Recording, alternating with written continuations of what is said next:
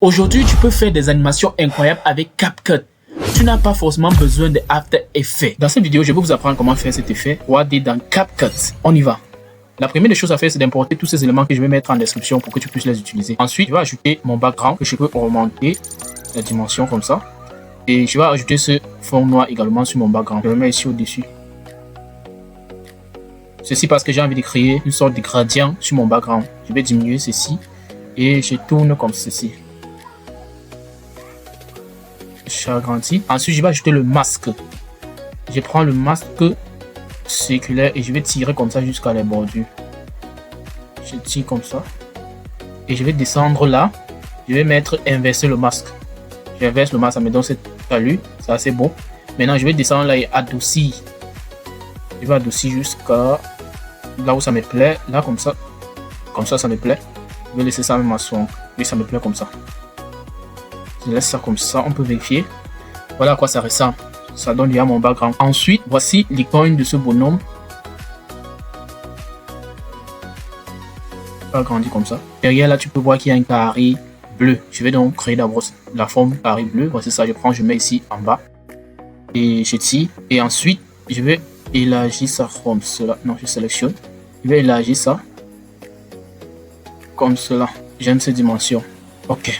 Ensuite, je vais changer la couleur. Je vais mettre un bleu assez clair, comme ceci, à ce niveau. Après avoir mis ce bleu, je peux adoucir, mettre un rayon ici à ce niveau. Je choisis rayon et je vais mettre le rayon de 30.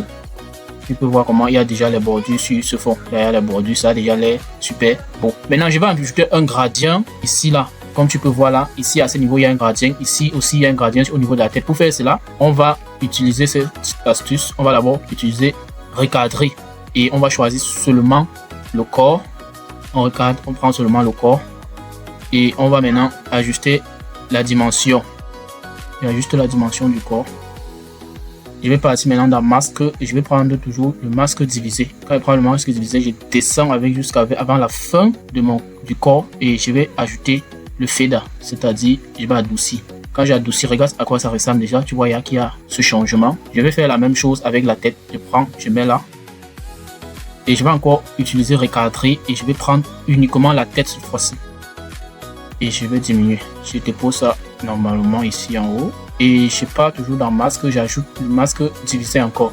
Je viens ici vers le bas, la limite. Et voilà, on a déjà cet effet qui devient déjà 3D et c'est assez joli. Je vais repartir ici sur cette forme et je vais augmenter légèrement la hauteur.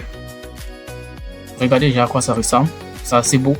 Maintenant, on va ajouter la lueur qui est derrière ce fond bleu. Pour ajouter cela, je pars toujours dans forme ici. Je prends cette forme, je vais ajouter ici, derrière. J'ajoute la forme ici. Je clique ici là pour voir les dimensions qui étaient ici. Il y a 500 comme largeur et là-bas c'est 505. Je vais mettre la même dimension ici là. CTRL V, je colle. Et ici là c'est 505. Voilà, on a la même dimension et je vais légèrement augmenter l'échelle. Comme ça, ça va surpasser celui-là. J'augmente de 2%. Seulement de 2%. Et ensuite, je vais adoucir. Je vais aussi donner un rayon. Le rayon qu'on avait donné sur l'autre forme était de 30. Donc, je vais donner le même rayon ici, 30. Ça me fait 30 là. Voilà, on a déjà ce petit carré qui entoure notre forme. Et je vais simplement changer la couleur de ce remplissage et mettre le blanc ici là. Comme tu peux voir, ça donne déjà du relief à la chose. Ensuite, je vais maintenant ajouter la lueur sur le derrière. Sur le fond blanc, pour ajouter la lueur, je vais venir ici et je vais taper Glore ou encore lueur en français. Je vais taper Glore, je prends Glore et j'aurai plusieurs Glore qui vont apparaître. Voici ça. Lorsque je prends ce deuxième Glore, dans lueur 2, voilà ce que ça me donne, c'est assez beau. Je vais d'abord transformer ceci pour pouvoir appliquer l'effet en vidéo. Donc, Alt G, je transforme ceci en vidéo clip combiné. Je tire maintenant la lueur 2, je mets dessus. Comme tu peux voir, il y a maintenant une lueur sur ça. Je peux diminuer l'intensité de la lueur ici pour augmenter l'intensité à ma convenance. Et ensuite, ici, la taille de la lueur, on peut augmenter la taille ou bien diminuer la taille. Moi, je préfère diminuer la taille de la lueur. Voilà, se diminuer, c'est déjà assez beau. On est déjà assez ici, regardez. Ce n'est pas terminé. Maintenant, pour que la lueur qui est derrière commence à être animée, on va ajouter le masque. Pour ajouter le masque sur la lueur, voilà, c'est sélectionné. Je vais cliquer dessus sur masque. Je vais ajouter le masque et je vais prendre le masque divisé à nouveau. Et ici, je vais adoucir les bords. J'adoucis comme ça. Et je vais descendre au niveau des animations, paramètres du masque. Je vais ajouter un keyframe là. Et comme c'est au début là, voilà le keyframe qui s'est automatiquement positionné. Je vais venir également ici vers la fin. Je tourne ceci.